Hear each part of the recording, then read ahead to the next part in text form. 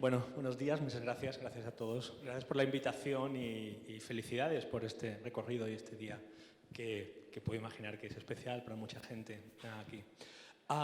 Me habían pedido contaros algunas historias, en realidad, sobre el momento en el que estamos. Y indirectamente también sobre el sitio en el que estamos. Creo que el sitio en el que estamos es precisamente un buen marco para hablar de la relación que hay hoy en cómo tomamos decisiones, las nuevas maneras que están tomando decisiones, cómo muchas veces la sociedad no entiende exactamente de qué manera se están tomando decisiones que tienen implicaciones sobre sus vidas, en un espacio en una casa, Media Prado, que ha querido ser durante estos últimos 10 años también una interfaz, un espacio de encuentro entre la sociedad, entre la ciudadanía y entre las comunidades, los investigadores, los innovadores que están dando forma a muchos de los fenómenos que nos afectan hoy. Y he llamado a esta ponencia de hoy cómo leer la sociedad en la era de los datos, porque esto es lo que de alguna manera quería mostrar, una colección de artefactos, de fenómenos emergentes, de historias que nos muestran cómo tenemos que desarrollar nuevas maneras de leer muchos de los procesos sociales hoy en distintos ámbitos. Y quería empezar con unas cuantas historias personales, porque creo que es la mejor manera de entender de dónde vamos y de dónde viene cada uno. En el año 2007, en la ciudad en la que yo vivo, Barcelona, introdujimos una nueva tecnología. Era la segunda ciudad de Europa en introducirla, después de París. Es una tecnología que hoy se ha vuelto bastante común y que entonces parecía una tecnología inofensiva, relativamente normal, hasta yo diría un poco aburrida, pero que a mí no me lo parecía en absoluto. Y era esta, las redes de bicicletas públicas. Bicing, que era la red de bicicleta pública de Barcelona, se introdujo en el año 2007 y de repente ofrecía una nueva manera de recorrer la ciudad, cambiaba la rutina de mucha gente que decidía dejar de tomar el vehículo privado y cambiarlo por un sistema que tenía algunas ventajas. Te permitía moverte por una ciudad en la que se circula bien en bicicleta con comodidad, te despreocupaba de su mantenimiento, te blindaba de la posibilidad de que de que perdieras el acceso al vehículo porque te lo robaran. Es decir, había una serie de ventajas prácticas por las cuales esta tecnología empezó a introducirse en las ciudades y desde entonces se ha extendido por cientos y cientos de capitales de todo el mundo. Y a mí había una cosa que me interesaba mucho de esta tecnología, que era la poca atención que le prestábamos en mucho caso, o que le prestaban sus usuarios, al hecho de que cuando tú te acercabas a una estación de bicicleta y cogías la bici y te la llevabas, el sistema te estaba dando algo a ti, una bicicleta, pero tú le estabas dando algo al sistema. Le estabas dando un log en una base de datos, le estabas dando una entrada, un data point que decía que el usuario con un número tal, el día tal a tal hora había tomado un vehículo identificado con un número desde un espacio en la calle y X minutos después lo dejaba en otro punto marcando un viaje que era más o menos trazable.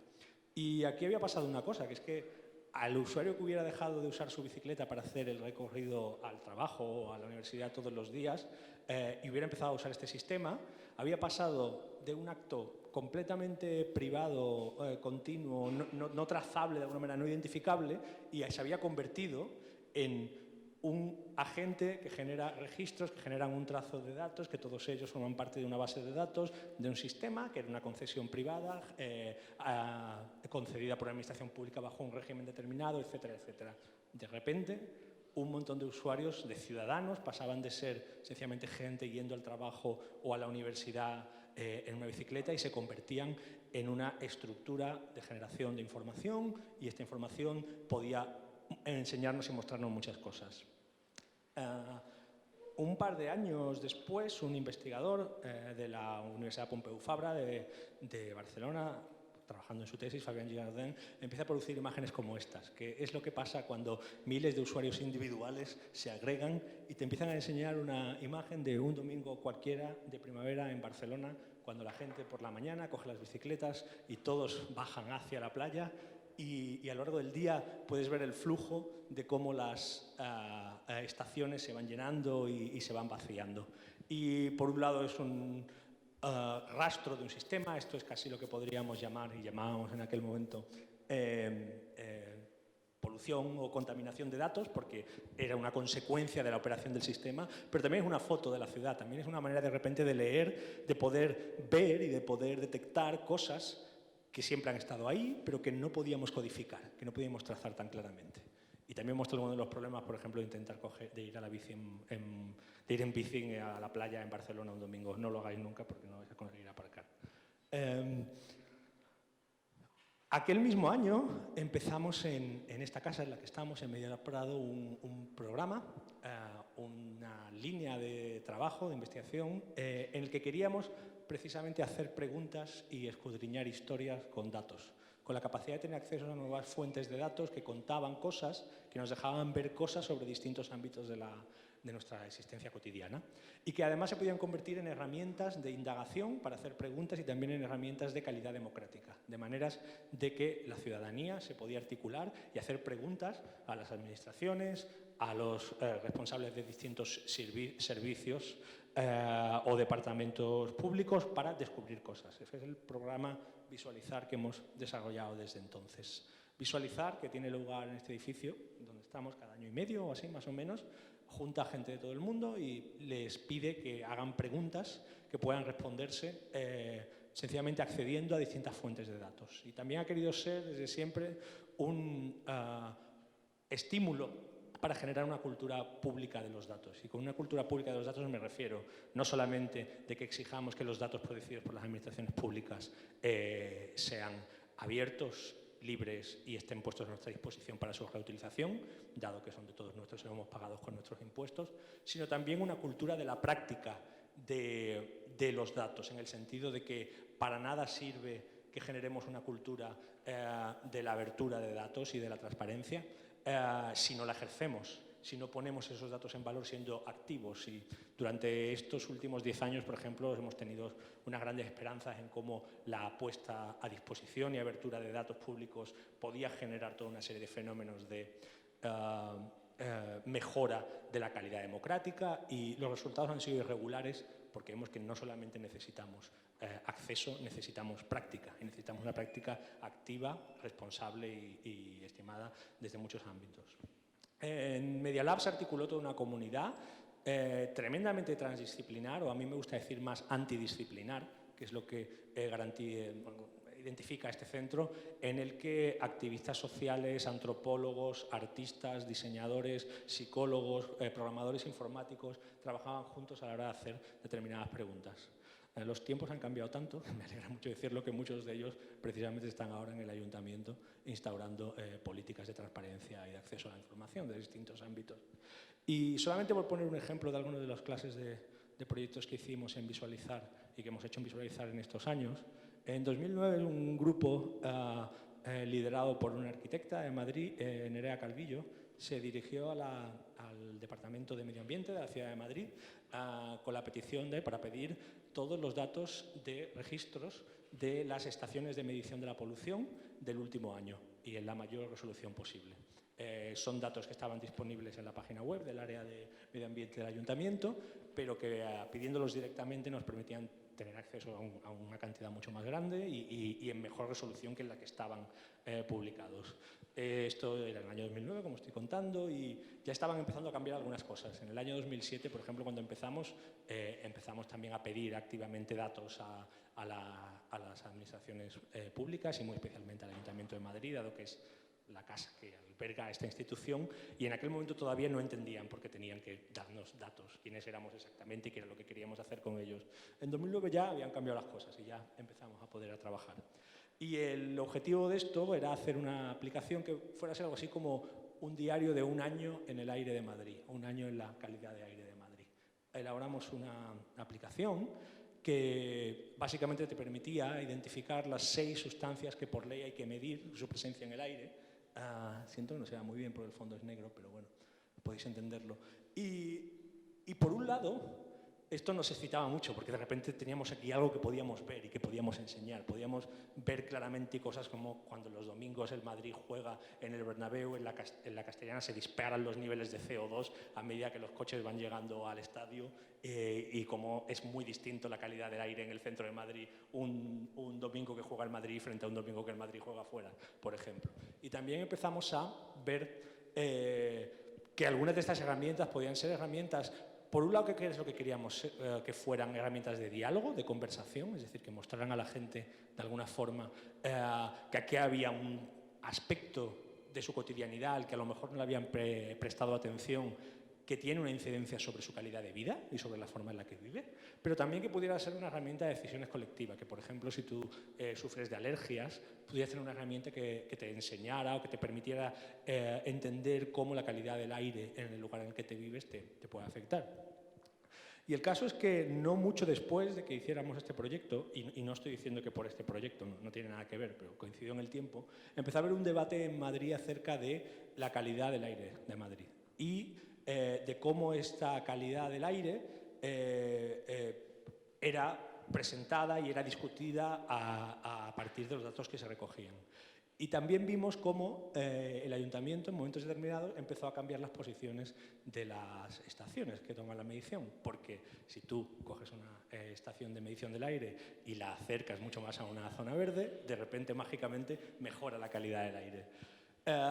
Esto nos hizo entender que al final no podemos trabajar con estas herramientas y con estos discursos desde una perspectiva supuestamente objetiva, supuestamente científica y supuestamente alejada de la realidad, porque al final cualquier proceso de generación de datos, de toma de decisiones a partir de él, está implicado en decisiones políticas, jurídicas, tecnológicas, es decir, que no existe, como se dice muchas veces en estos ámbitos, los datos en crudo o los datos puros son un oxímoron, es una expresión que no tiene sentido, porque no hay unos datos ahí fuera que vamos, capturamos de manera objetiva y absolutamente imparcial, los organizamos y estos nos permiten tomar una decisión. Los datos se producen con las tecnologías que tenemos, con sus limitaciones y capacidades, bajo el régimen jurídico y legislativo en el que operamos, bajo las decisiones políticas de responsables que las toman. Así que al final, cualquier discusión acerca de lo que podemos decidir o pensar a partir de estos datos está implicado en todas estas series de procesos y decisiones. Por esto, si hoy en día vivimos cada vez más bajo una cultura data-driven, una cultura de decisión de los datos, tenemos que abrir la conversación y la discusión a todos estos órdenes distintos. No nos podemos quedar sencillamente en pensar que la discusión tiene que tener en el nivel de expertos tomando decisiones desde las indicaciones que dan unos datos supuestamente imparciales y supuestamente objetivos. Somos muchos más y tenemos muchos más condicionantes a la hora de tomar decisiones en distintos niveles. El año pasado, una institución cultural, el Centro de Cultura Contemporánea de Barcelona, en Barcelona y otra de aquí en Madrid, la Fundación Telefónica en Madrid, me dio la oportunidad de recoger muchas de las historias, de los fenómenos y de los nuevos discursos que están surgiendo alrededor de la sociedad y la cultura de los datos para preparar una exposición, Big Bang Data, que tuvo lugar el año pasado, como digo. Estuvo en Madrid a comienzos de este año, de noviembre a febrero de este año, y ahora se inaugurará en diciembre en Londres, empieza una gira internacional. Y en esta exposición queríamos, de alguna manera, explorar una idea que había planteado muy bien el teórico de los nuevos medios, Lev Manovich, hace más de 10 años en un libro fundamental, el discurso de los nuevos medios, en el que venía a decir que si la forma cultural por excelencia del siglo XIX había sido la novela, la forma cultural que explicaba la realidad de alguna manera, y la del siglo XX había sido el cine, la forma cultural por excelencia del siglo XXI iba a ser la base de datos, o ya era la base de datos de alguna manera. Y esta era una idea que me parecía bastante clara para explicar cómo en un mundo en el que organizamos nuestras relaciones entre unos con otros a través de bases indexadas que nos permiten categorizarnos, en el que lanzamos preguntas a la caja blanca del buscador de Google, que permanentemente organiza y reacciona sus respuestas en función de todo lo que estamos actuando, necesitamos nuevos artefactos también y nuevos lenguajes para explicar cómo se están tomando las decisiones que nos afectan y cómo estamos solucionando cada vez más los problemas.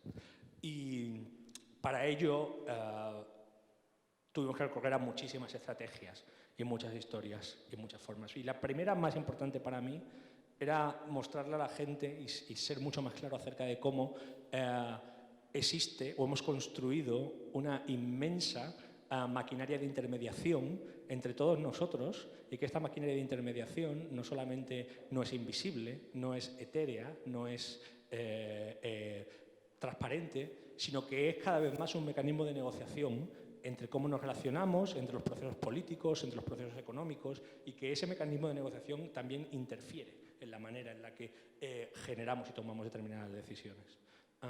Me gusta siempre mostrar esta imagen que rodamos en el data center más grande de España, el data center que tiene Telefónica en Alcalá de Henares, porque muestra algo que es evidente, pero que normalmente no pensamos de esta manera. No sé si estáis viendo las luces parpadeando.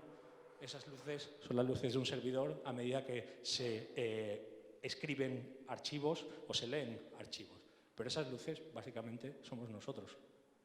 Somos nosotros en nuestros terminales, en nuestros teléfonos móviles, pasando nuestras tarjetas de crédito por puntos de pago, etcétera, etcétera. Lo primero que queríamos mostrar era el peso de la nube, es decir, que hemos generado una masiva infraestructura industrial que se estima que hoy en día consume del... ¿Qué está pasando? Vale.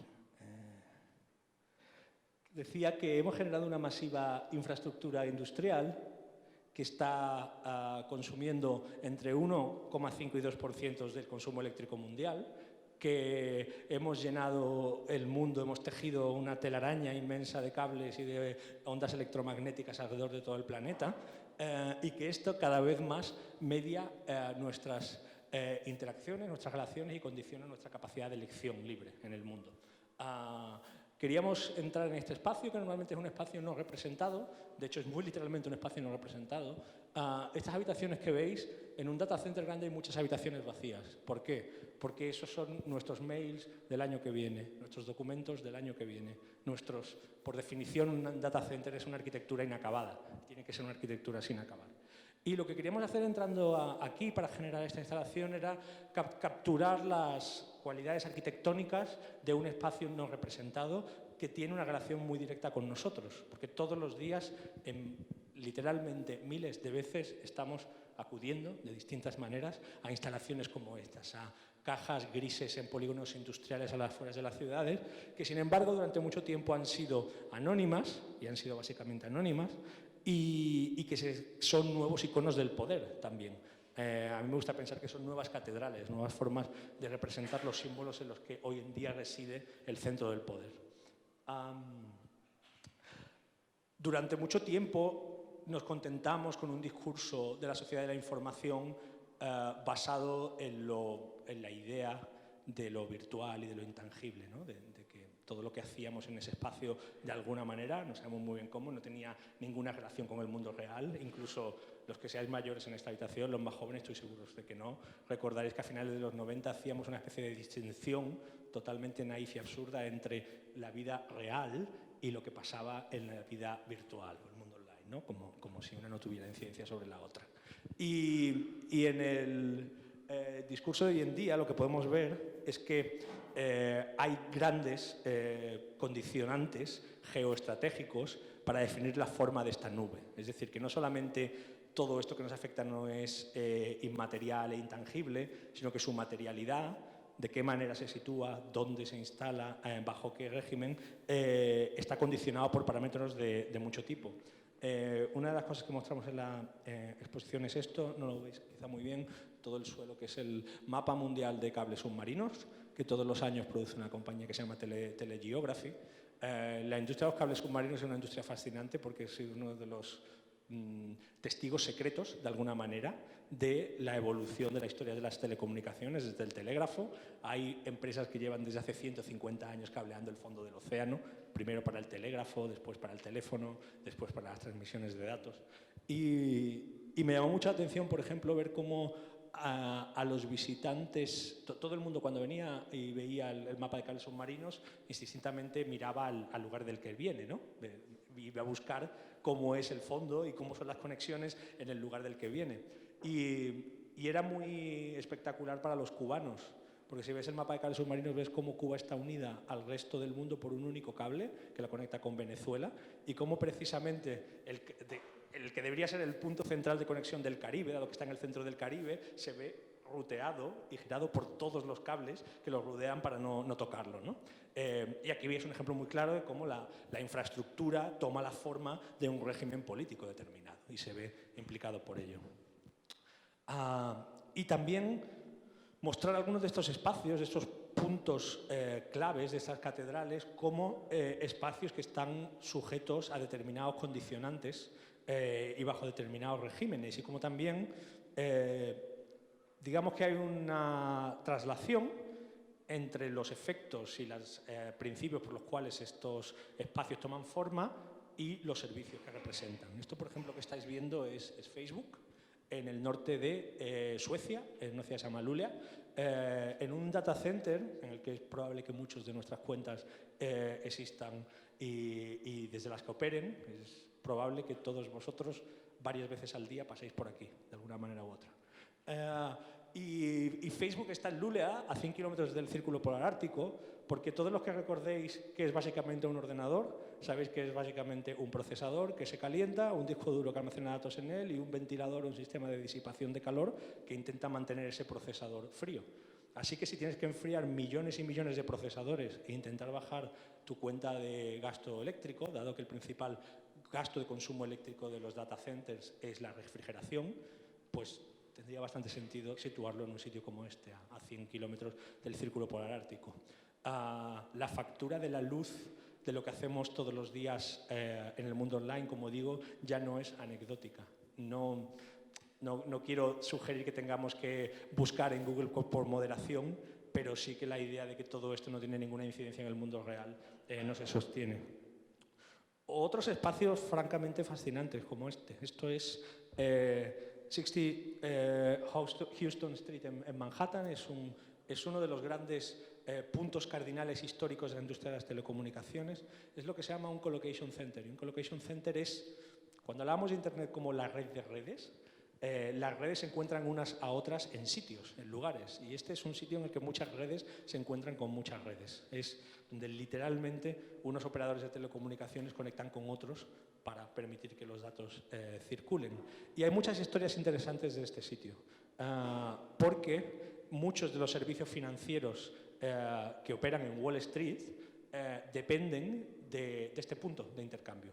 Hasta tal punto que en los últimos años ha habido muchas historias acerca de cómo los algoritmos que intercambian valores en los mercados bursátiles, que suponen hoy en día, se estima, el 70% de las transacciones que tienen lugar en los mercados financieros. Es decir, la vieja imagen de que los mercados son unos señores en eso que llamaban el parqué, gritando y moviendo los brazos vociferadamente, gritándose unos a otros, compra, venda, es muy romántica y muy bonita, y hoy en día es prácticamente arcaica. La realidad es que los mercados son algoritmos que intercambian valores con algoritmos miles de veces por segundo. Entonces, este edificio era importante para muchas de las agencias que se dedican a lo que se llama high frequency trading, trading a alta velocidad, porque si conseguías estar un poco más cerca de él, es posible que por reducir la distancia del cable ganaras algunas décimas de milisegundo en tus operaciones.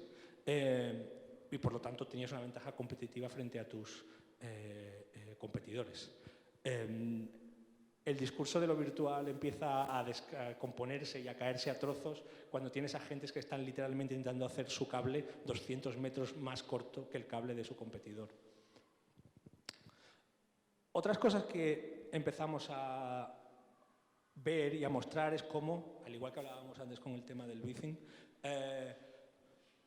la multiplicación del almacenamiento ha sido un factor determinante para mostrar cómo hoy en día tomamos decisiones en base a datasets, a conjuntos de datos de que disponemos, que no disponíamos anteriormente. Pero otro factor determinante ha sido también cómo hemos llenado el mundo, literalmente, de dispositivos que permanentemente transmiten al mundo su estado, cómo se encuentran. Es decir, por un lado, nuestra capacidad de almacenar información se ha multiplicado a medida que el coste de almacenamiento se ha desplomado, pero por otro lado, hemos llenado el mundo de sensores que nos están diciendo lo que todos los sistemas industriales, las infraestructuras de transporte, las infraestructuras de consumo energético, los indicadores de la economía se están comportando en tiempo real, de alguna manera. Y esto nos está enseñando, de alguna forma, historias. Estas historias nos dan fotos, nos dan imágenes de estos procesos que, como digo, al fin y al cabo siempre han existido, pero que no podíamos codificar.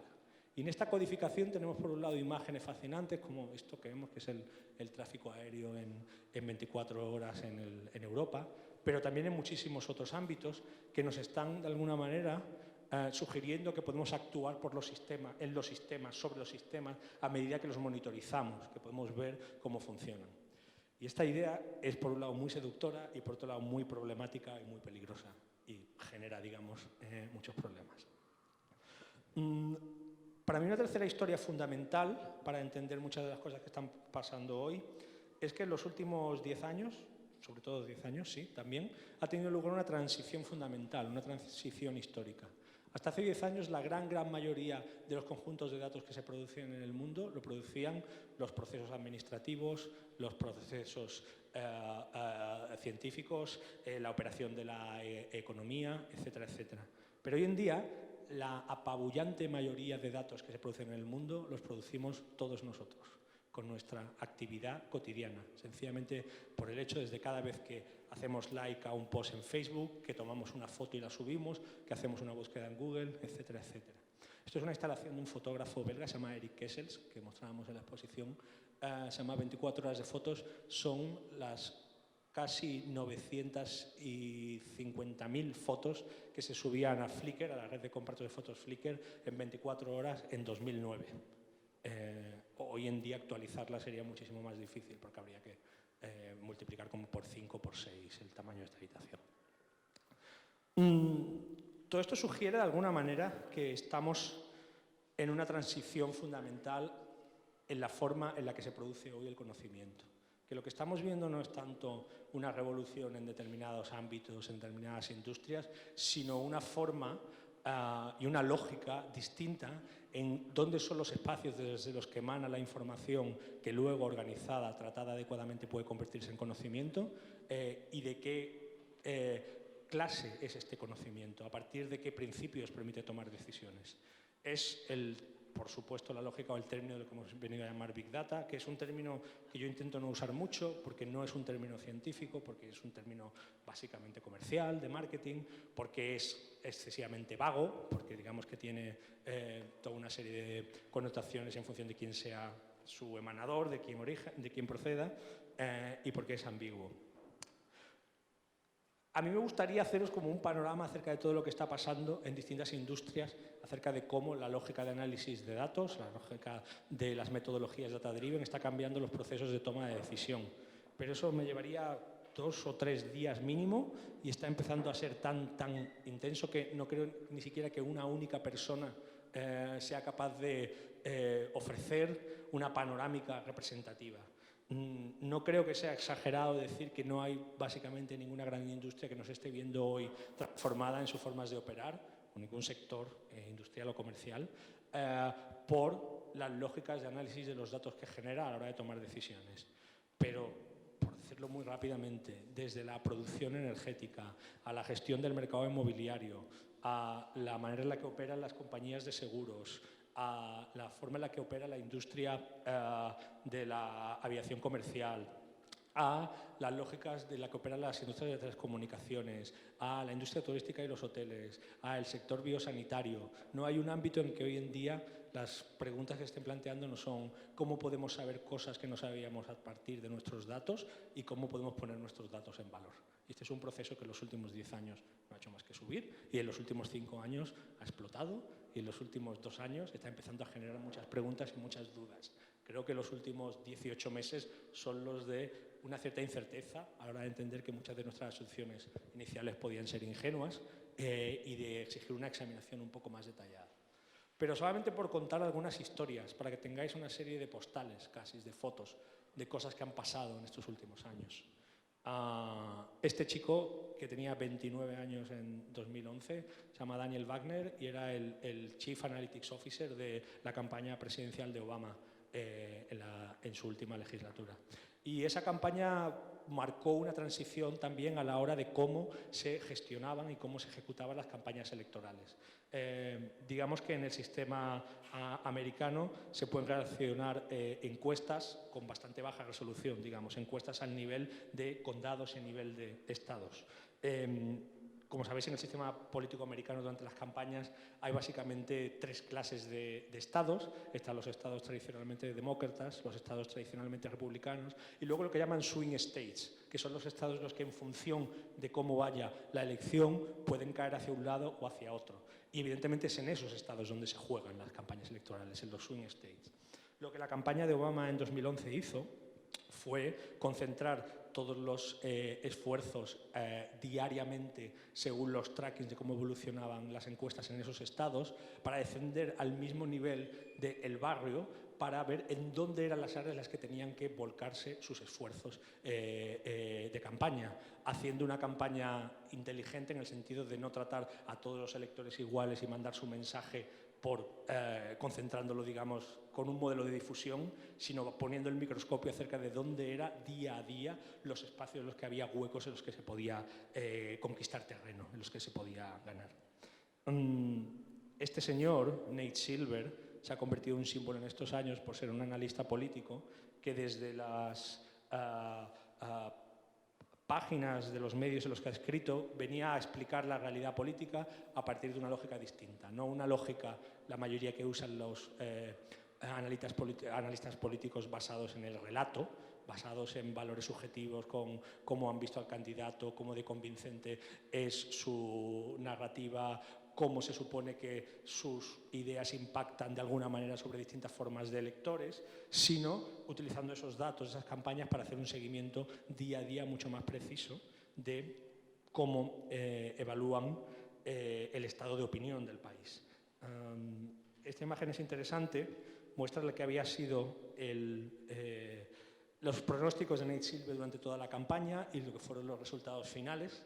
Nate Silver fue básicamente el analista político que más se acercó a los resultados finales en las últimas elecciones americanas y eso generó un gran debate acerca de los méritos de las evaluaciones subjetivas frente a las evaluaciones analíticas basadas en datos. Silver siempre ha puesto un gran énfasis en la idea de que él interpreta datos, no interpreta razones, no necesita entender por qué emergen esos datos. Y este es un ejemplo muy claro de muchos de los modelos que hoy en día se están imperando. Si eres capaz de encontrar correlaciones válidas, no necesitas conocer sus causas. Es la lógica de no centrarte en el por qué pasa algo, sino en intentar encontrar correlaciones consistentes, que hay determinados comportamientos que se prolongan a lo largo del tiempo.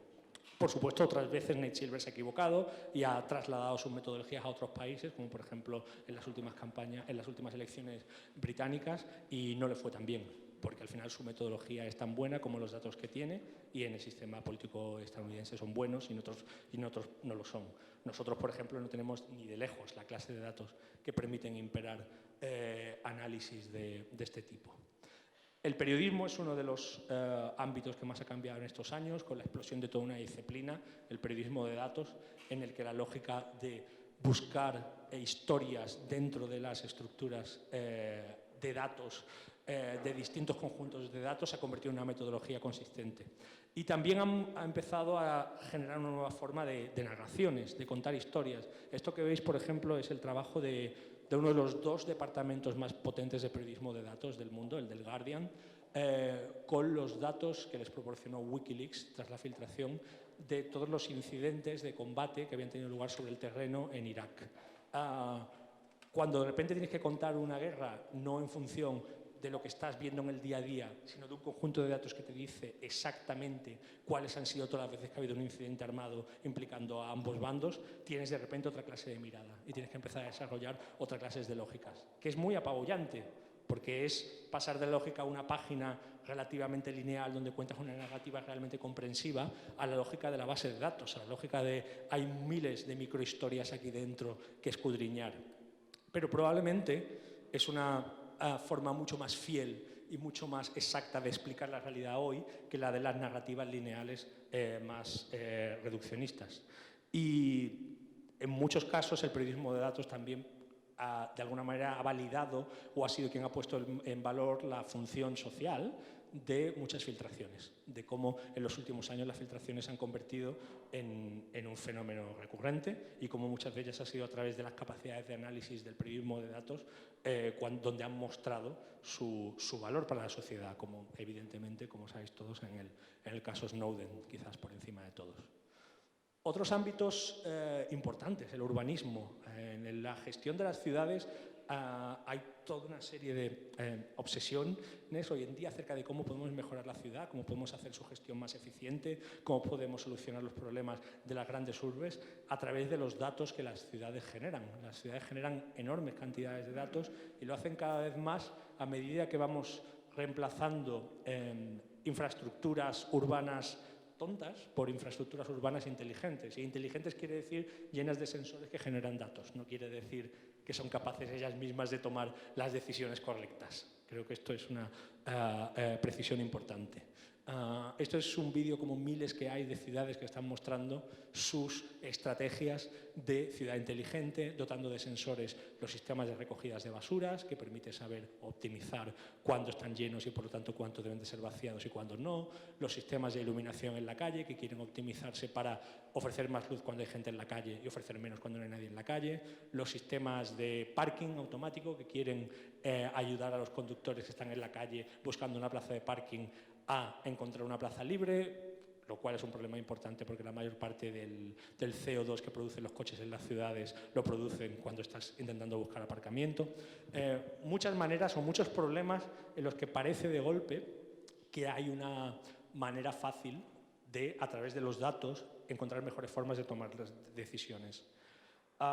Esto ha generado inversiones, por ejemplo, de grandes empresas en sistemas de gestión municipal. Quizás el caso más conocido, más espectacular es este, el Centro de Operaciones de Río, desarrollado por IBM para la Alcaldía de Río, que ofrece básicamente una especie de, o la idea o la imagen muy seductora, es un panel de control de la ciudad, ¿no? Una manera de integrar a todos los distintos servicios municipales juntos, que están monitorizando la evolución de la información en tiempo real para esfuerzos de coordinación, ¿no? Me hace mucha gracia esta imagen porque recuerdo alguna vez a un experto en Smart Cities diciendo que con independencia de cómo eficaces o no eficaces son estos sistemas, hay siempre una idea muy seductora cuando una gran compañía como IBM le vende a una alcaldía un sistema como esto, que es que la capacidad de gobernanza del alcalde aumenta proporcionalmente al tamaño de la pantalla, ¿no? Cuanto más grande es la pantalla, mejores son sus capacidades de acceder a información valiosa sobre lo que está pasando en su ciudad. Y miles de ciudades se han lanzado en sus políticas Smart City. En España tenemos grandes casos como Santander, como Barcelona, Madrid desde distintas perspectivas. Y se ha convertido en un término, al igual que el de Big Data, excesivamente impreciso, de hecho mucho más impreciso, el de Smart City, que reúne a iniciativas de clases muy diferentes bajo una bolsa, digamos, de ideas, algunas más válidas y más sostenibles, otras menos. También están teniendo otras clases de procesos de optimización de la ciudad. Y estos son menos obvios y estos son menos transparentes. Digamos que, y están menos implicados en valores claramente objetivables como hacer la ciudad de espacios mejores. Este es un ejemplo interesante porque no lo conocemos demasiado. Estáis viendo lo que normalmente nunca veríamos. Esto es una cámara, es la clase de cámara que se utiliza para cuantificar el número de gente y la clase de gente que pasa por un espacio determinado. Se usa en industrias como, por ejemplo, en retail, en los escaparates, donde quieren ver cuánta gente pasa por delante de un escaparate, o se usa en centros comerciales para ver cuánta gente fluye por un centro comercial e intentar evaluar cuál es el valor de los determinados locales. Estás viendo lo que tú nunca verías, que es cómo la cámara te ve a ti. La cámara te ve y sabe si estás mirando, sabe a qué distancia estás, sabes durante cuántos segundos estás mirando, e intenta identificar si eres hombre o mujer. Y empresas de este tipo están intentando pasar a un siguiente nivel, que sería identificar los tramos de edad de los grupos a los que pertenecen. Por supuesto, toda esta información es anonimizada, por supuesto, toda esta información está sujetida a los principios de la ley de protección de datos, etcétera, etcétera, pero la gente, en su mayoría de los casos, no sabe la cantidad de veces al día que está expuesto a un sistema así. Y recuerdo una vez dándole una visita a la exposición a un grupo de gente y de repente entender una cosa que creo que deberíamos de entender y ser todos honestos con ellos, que es que esto también es la Smart City. La Smart City no es solamente una ciudad de farolas que se apagan automáticamente de sistemas automáticos de riego, sino también que ha interiorizado sistemas de cuantificación para, de alguna manera, modelar cómo la gente se comporta en los espacios y cuáles son los valores que tienen esos espacios. por ser un poco más optimista y no mirar siempre hacia el lado negativo, también estamos empezando a tener muchas experiencias que utilizan la capacidad de determinados ciudadanos para agregar datos, para enhebrar nuevas formas de servicios y de infraestructuras que pueden ser realmente, que pueden empezar a generar un modelo de ciudad distinta, o digamos, una ciudad que sea tan distinta a la ciudad del siglo XX como la del XX era del siglo XIX. Este es uno de mis favoritos. Esto es Kutsu Plus. Es un servicio que se utiliza en Helsinki, que ha implementado el Ayuntamiento de Helsinki, y básicamente sustituye a las rutas de minibuses. Y si las rutas de minibuses pequeños, como la mayoría de las rutas de autobuses, lógicamente, hacen una serie de paradas y pasan por esas series de paradas, el Kutsu Plus funciona de una manera distinta. Es que la gente que lo quiere usar marca dónde está en su aplicación y el autobús va enhebrando un recorrido a partir de la gente que va encontrándose. Crea un modelo de autobús bajo demanda y de autobús ajustado a las necesidades de los usuarios que se están usando en ese momento. Es un ejemplo de agregación de datos que muestra cómo también podemos hacer las infraestructuras en las ciudades reactivas a nuestros deseos. A mí me interesa especialmente el ámbito de la cultura y de cómo nos comportamos, porque al fin y al cabo es del que procedo, no soy ingeniero, no soy informático, y estamos viendo también muchísimos ejemplos de cómo estamos leyendo la cultura y escribiendo la cultura y la manera en la que nos relacionamos, la manera en la que pensamos y lo que hacemos de maneras distintas. Incluso en ámbitos que no relacionemos para nada con la lógica de análisis de datos.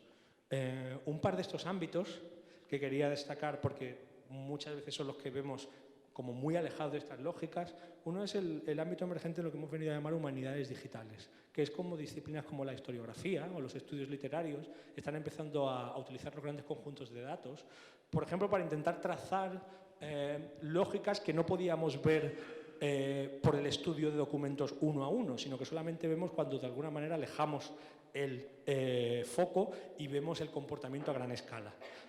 Este es un proyecto, por ejemplo, de la Universidad de Stanford que se llama Mapeando las Repúblicas de las Letras y que muestra cómo en la Europa de la Ilustración se extendían las ideas por el continente a través de la correspondencia de los intelectuales unos con otros. Cómo los escritores y filósofos de la época se escribían y había alguna forma de trazar de cómo determinadas ideas se esparcieron por los sistemas políticos y sociales de esos países a través de lo que somos capaces de ver con esos miles de cartas, de documentos que tenemos y de relacionarlos y cruzarlos. Si hubiera sabido que el proyector iba a estar tan apagado, no hubiera usado tantas imágenes con fondo negro, lo siento. Y ejemplos que a mí también me interesan porque, una vez más, muestran cómo hay hoy en día una distancia entre cómo la gente piensa que se siguen tomando decisiones y cómo se toman cada vez más decisiones. Hay un ámbito clarísimo que a todo el mundo llama la atención porque es uno de los pocos temas sobre los que todo el mundo tiene una opinión. Yo diría que es uno de los únicos 2 o 3 temas sobre los que todo el mundo tiene una opinión, que es el fútbol. Mucha gente piensa que todavía las decisiones que se toman en el terreno del juego tienen que ver con valores subjetivos y con una lógica de la intuición, de quién está mejor, de qué va a funcionar mejor. Y en buena medida es así, es decir, no todos los procesos de toma de decisión pueden ser cuantificables, pueden ser tabulables y son paramétricos. Pero el caso es que todos los equipos de primera y segunda división en la Liga Española tienen un departamento de analítica. Ese departamento de analítica utiliza esta herramienta, estáis viendo, es una herramienta que se llama Media Coach, que utilizan. Es curioso cómo cada liga tiene una cultura de análisis de datos distintos. En la Liga Española todos los equipos usan la misma herramienta y todos los equipos tienen acceso a los datos de todo el mundo. Y en la Liga Inglesa cada equipo usa una herramienta distinta y ningún equipo tiene acceso a los datos de los demás. Y esta herramienta que estáis viendo, Media Coach, básicamente muestra la imagen que 16 cámaras que hay en cada estadio captan a lo largo de todo el partido, crean una gran imagen en banda y utilizando datos de las cámaras más datos de otros proveedores que son los que hacen cosas como contar el número de fuera de juego, contar el número de tiros fuera a puerta, contar el número de corners, etcétera, pues generan una base de datos que el equipo de analítica que ayuda al entrenador tiene disponible media hora después del partido. Y esa base de datos básicamente lo que es tomar todo el partido y convertirlo en una base de datos indexada que te permite buscar cualquier parámetro. ¿Cuántas veces un jugador determinado ha tirado a puerta o ha corrido por la banda? ¿Cuál ha sido el número de metros que en la línea de defensa había entre un jugador o otro? Y en muchos casos lo que se quiere es aplicar la lógica de toma de decisiones que se aplica en muchos otros ámbitos del Big Data, que es que comportamientos pasados sirvan para predecir comportamientos futuros, que puedas tomar decisiones hacia adelante por cosas que han pasado hacia atrás. Y recuerdo hablando con el jefe del departamento de I+D de MediaPro, que es la empresa que desarrolla y mantiene MediaCoach, que me decía, sé que hay un jugador del Barcelona, no puedo decir quién, que si en un partido ha corrido más de 4 veces por encima de 29 km/h, el siguiente partido no lo juega, porque su riesgo de que pase un umbral determinado de riesgo de lesionarse pasa de una probabilidad porcentual X y, por lo tanto, el equipo de analítica recomienda a los servicios médicos y esto es al entrenador que a lo mejor es buena idea dar un descanso en el partido siguiente. Por supuesto, esto no quiere decir que, y no hay que llevarlo a extremo, toda la cultura de decisiones en un ámbito como este sea totalmente tecnocrático, que el software toma las decisiones. Por supuesto, el software no toma las decisiones, pero amplifica la inteligencia, aumenta las capacidades y el número de principios a tener en cuenta a la hora de tomar una decisión concreta. Me he equivocado porque tenía que haber pedido un cable de audio, porque lo que os quería enseñar ahora tiene sonido. No sé si me podéis ayudar a alguno. ¿Tenemos sonido? Era una imagen que quería enseñaros porque era interesante, porque probablemente no lo habéis visto nunca y tiene que ver con un servicio que usáis todos los días. ¿Tenemos un cable de audio? ¿No? ¿No tenemos? Vaya, lo siento. A ver, no sé si veréis. Esto que estáis viendo, quizás no viendo muy bien, es Spotify. Es un proyecto realizado por un artista que fue el primer artista en residencia en Spotify. Y lo que ha hecho es crear una herramienta que muestra cuando dos personas en dos partes del mundo están escuchando la misma canción exactamente en el mismo segundo. Es decir, esos dos círculos que veis son dos personas que en un margen de 100 milisegundos han hecho play a la vez en la misma canción. Es otro ejemplo de cómo nuestros comportamientos empiezan a quedar imbricados y de alguna manera mostrados en artefactos que convierten lo que antes eran actos absolutamente privados en actos públicos de otra manera, ¿no? Es decir, y esto es algo que a mí me interesa mucho explicar, porque es otra cosa que nunca vemos de esta forma. Cuando estás escuchando una canción en Spotify, yendo por la calle con tus auriculares puestos, moviéndote de un lío para otro en el metro, pensando sobre lo que tienes que hacer y en la canción, no estáis la canción y tú solos, de alguna manera. De alguna manera hay alguien más allí. O este ejemplo, que es bastante más espectacular, cuando estás leyendo un libro electrónico, frente a cuando estás leyendo un libro de papel, tú estás leyendo el libro, pero el libro te está leyendo a ti también. Los libros electrónicos generan un gran gasto de datos, como es cómo de lejos has llegado en el libro, cuáles son los pasajes que has subrayado, a qué velocidad lo has leído y si lo has acabado o no.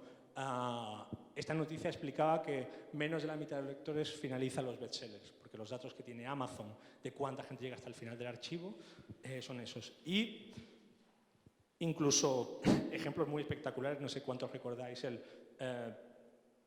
el éxito editorial del año pasado de Thomas Piketty, El capital en el siglo XXI, un ejemplo muy raro de un libro de economía que se convierte en un bestseller. Los datos de Amazon son que quedaba muy bien comprártelo, pero solo el 2,4% de la gente lo acabó.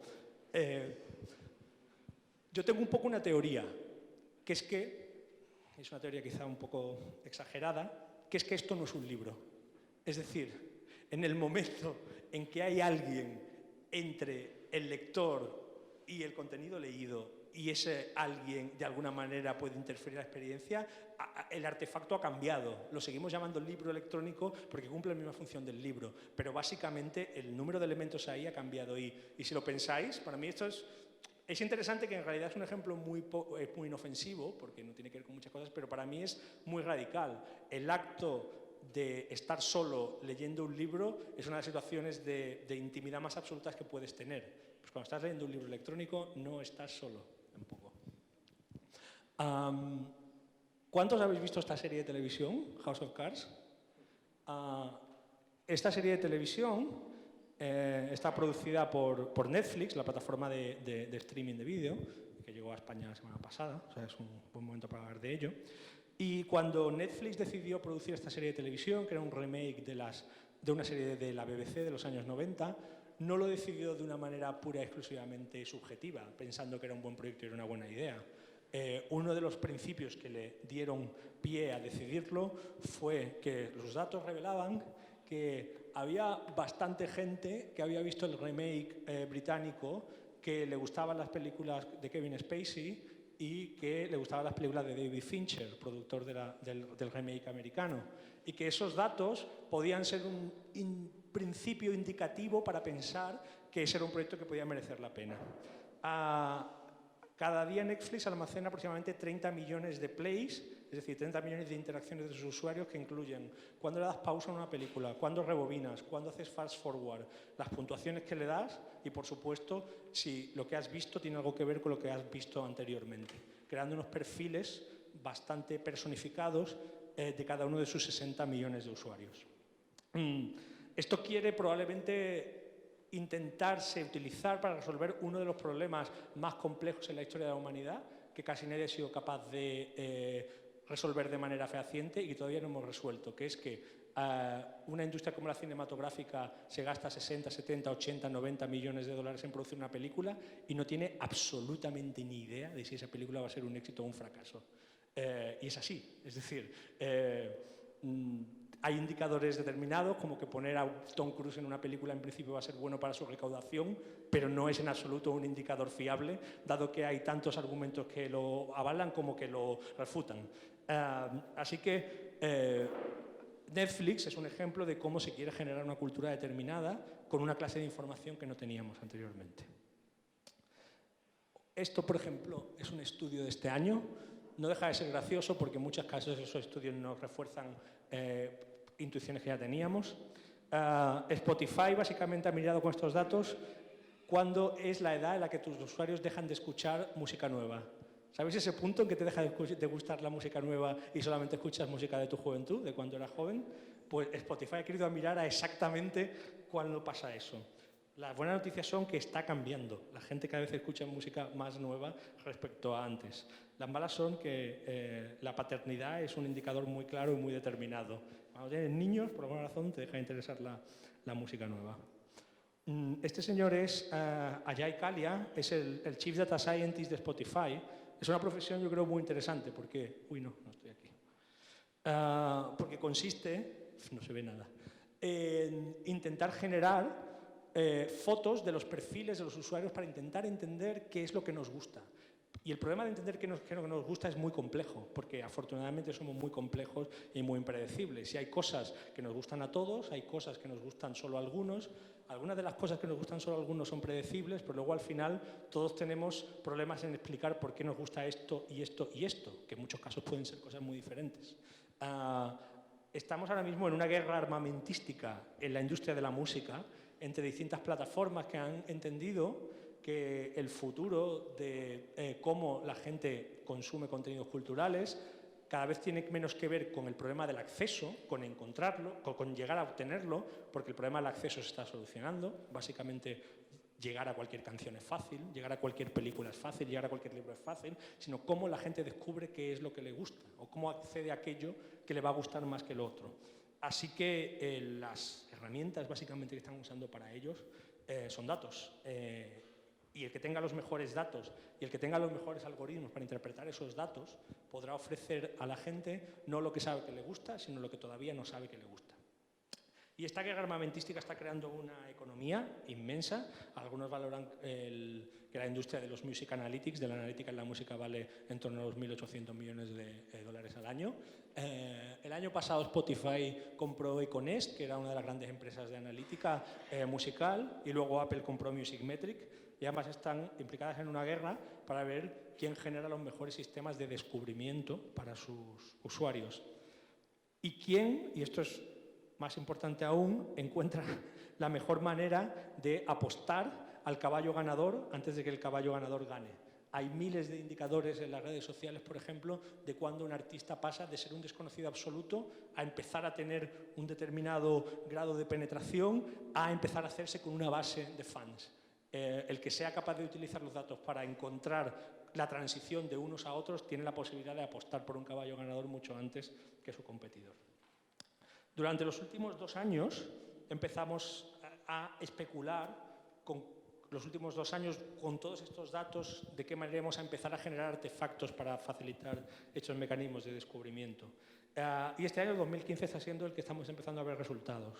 No sé cuántos habéis usado, por ejemplo, en Spotify un feature nuevo que se llama Discovery Weekly, que es una playlist que hace Spotify todo para cada usuario, es distinta, se hace pública todos los lunes y cada lunes Spotify te da 30 canciones que cree que te deberían gustar. Los resultados dependen mucho, varían mucho según le preguntes, pero digamos que está llamando muchísimo la atención porque son bastante mejores de nada que hayamos obtenido hasta ahora. Si escuchas Music Weekly en función de Discovery Weekly en función de tus gustos, en muchos casos encuentras cosas que quizás no te llamaban la atención, pero siempre en muchos casos también encuentras cosas a las que no hubieras llegado de otra manera que te sorprenden agradablemente. Y digamos que vivimos ahora mismo en una especie de guerra armamentística por cómo vamos a desarrollar mejores mecanismos de hacer llegar a la gente lo que quiere. Quiero acabar con unos cuantos sí peros.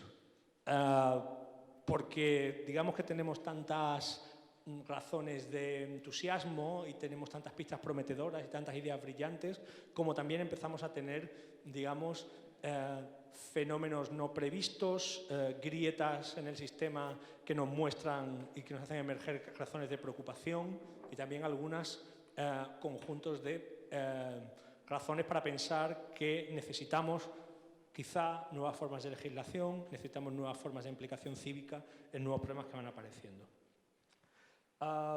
El problema número 1, desde casi cualquier óptica que mires, y el que ha generado quizás la primera gran crisis sistémica, se llama, y supongo que todos lo sabéis, no voy a decir nada nuevo, privacidad. Estamos desarrollando toda una cantidad de mecanismos que están habilitando nuevas formas de entrar y de implicarnos en abrir nuevas crisis de la privacidad que están generando un gran impacto y unas grandes causas de preocupación en la sociedad.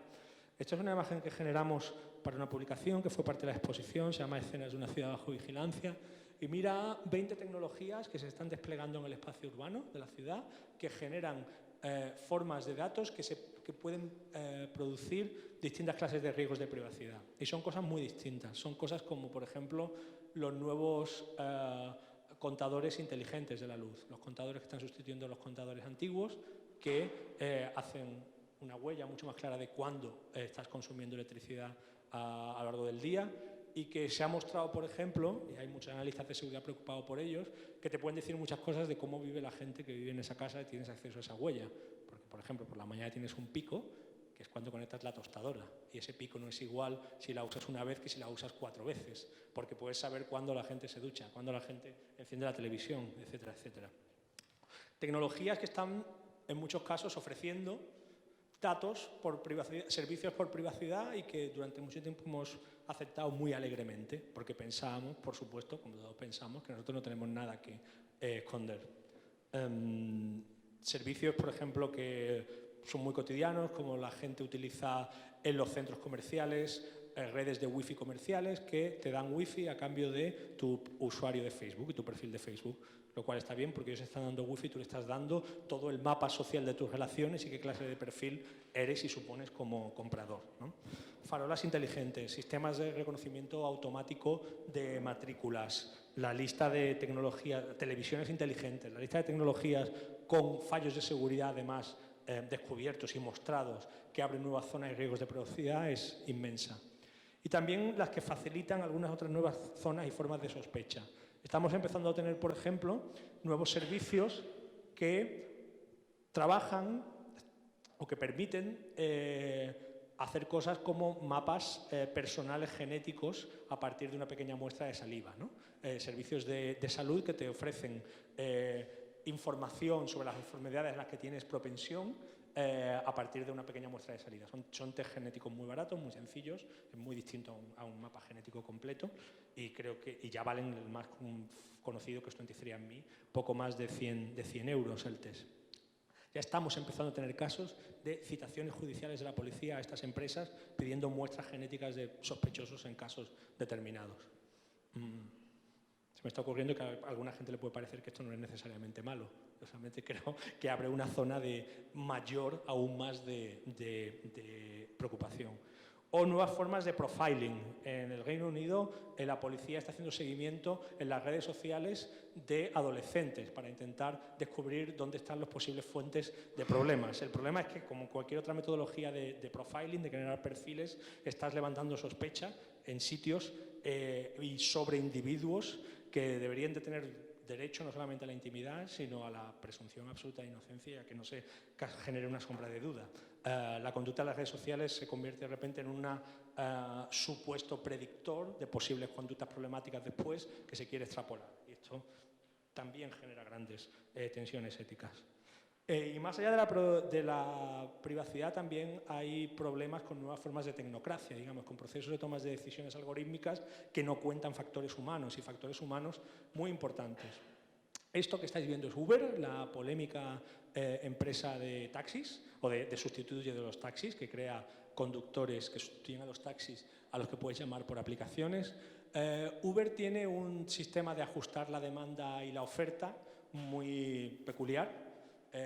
Normalmente con los taxis ajustamos la demanda y la oferta por el viejo sistema de la cola. Si hay más gente que quiere un taxi que taxis, pues la gente hace cola. O si está lloviendo por la noche, agitando las manos desesperadamente, intentando subir arriba y abajo. No es un sistema perfecto. Tampoco tengo muy claro que sea perfecto el sistema de Uber, cuya manera de ajustar la oferta y la demanda es subiendo el precio de la oferta. Uber multiplica las tarifas si hay demasiada demanda.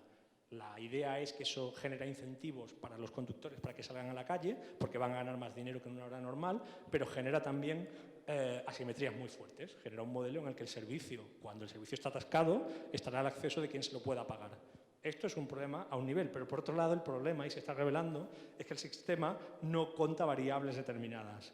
El año pasado hubo una crisis de rehenes con un secuestro en Sydney. En un área de la ciudad, dos secuestradores entraron en un comercio y secuestraron a toda una serie de gente. Hubo disparos, hubo un incidente armado. Digamos que fue una situación de crisis habitual. En esos momentos, el sistema de Uber automáticamente subió los precios de los vehículos, porque había más gente que quería vehículos que normalmente, claro.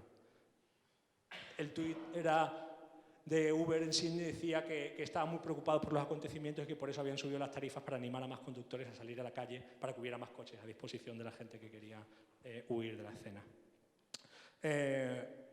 Otros sistemas que están implementando procesos de decisión tecnocrática que deja fuera y que crea también nuevas formas de exclusión. Esta es una noticia del New York Times del año pasado que muestra cómo las compañías de servicios financieros que conceden créditos a gente en Estados Unidos para comprarse un coche está implementando sistemas automáticos que bloquean el acceso al coche en caso de que falte un pago, en caso de que un pago se vea devuelto, con gente cuyo rating de crédito es muy bajo, es muy malo. Eso está creando situaciones donde gente de repente se ha podido ver en situaciones de peligro, de riesgo personal, porque un vehículo ha dejado de funcionar porque la letra del banco había venido de vuelta. Nuevas formas también, y esto es quizá una de las cosas que más miedo dan, evidentemente, y que más polémicas están siendo, de introducir elementos en las cajas negras con las que operamos que tienen fines más allá de los que el servicio dice tener. O dicho de otra manera, uno de los grandes problemas que tenemos hoy en día es que podemos saber hasta cierto punto de dónde proceden los datos que se utilizan para tomar decisiones. Sabemos relativamente poco sobre los principios que los algoritmos que se basan en esos datos implementan para tomar estas decisiones. Y como no lo sabemos porque no los podemos ver, tampoco podemos saber si son solo los que dicen que son y nada más lo que dicen que son.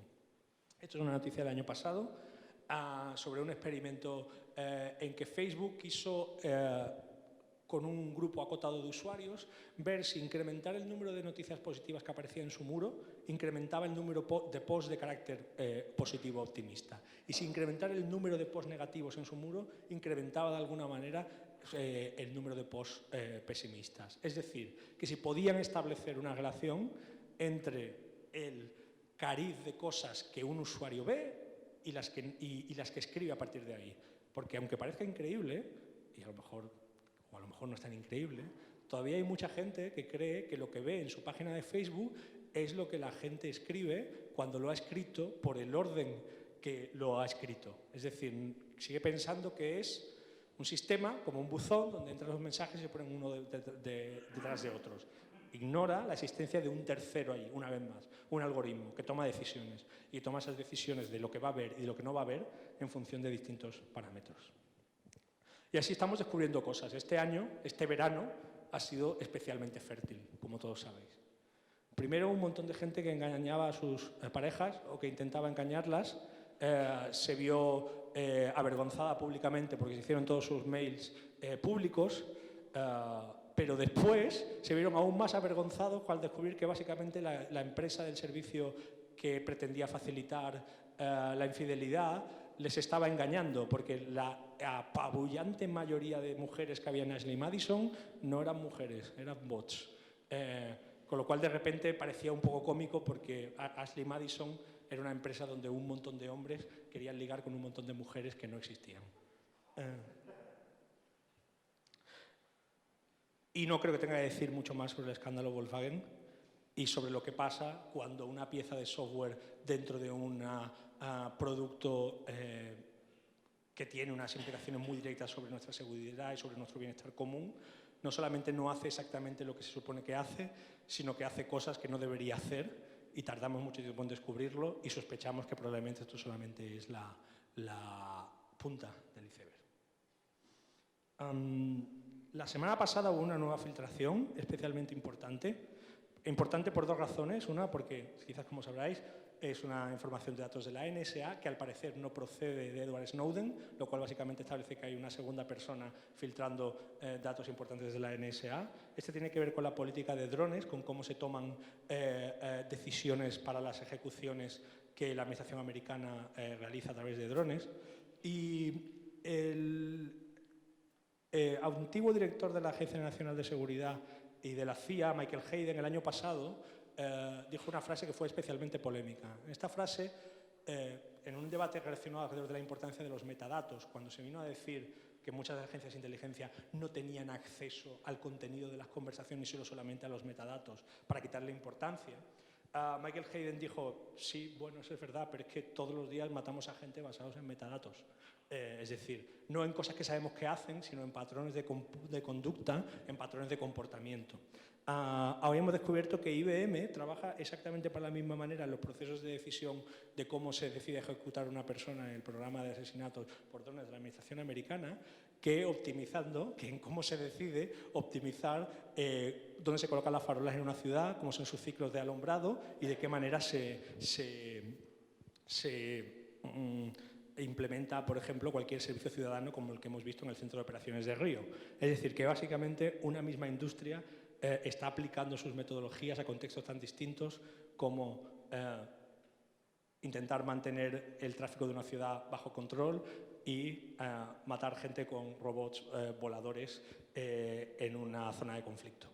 Y esto evidentemente ha causado la sospecha y la preocupación de que el Big Data está ayudando de una manera muy clara a volver a una lógica tecnocrática y una lógica tecnocrática que considerábamos superada, que en los años 50 y en los años 60 tuvo una primera auge, fue la que hizo que la primera generación de ordenadores fueran vistos como herramientas de control y que hoy en día el riesgo o la sombra de una nueva forma de control que escapa además a principios de tomas de decisiones humanas se cierne sobre muchos ámbitos y que estos ámbitos nos afectan de maneras muy distintas. Creo que la conversación sobre qué estamos haciendo y de qué manera estamos decidiendo que determinadas decisiones se tomen de forma automática, bajo qué principios y con qué sospechas, en el próximo año o 2 años no se va a volver cada vez más presente a medida que, por ejemplo, no tengamos un escándalo Volkswagen, sino que nos podamos ver rodeados literalmente por escándalos Volkswagen. Nada más, muchas gracias por haberme escuchado.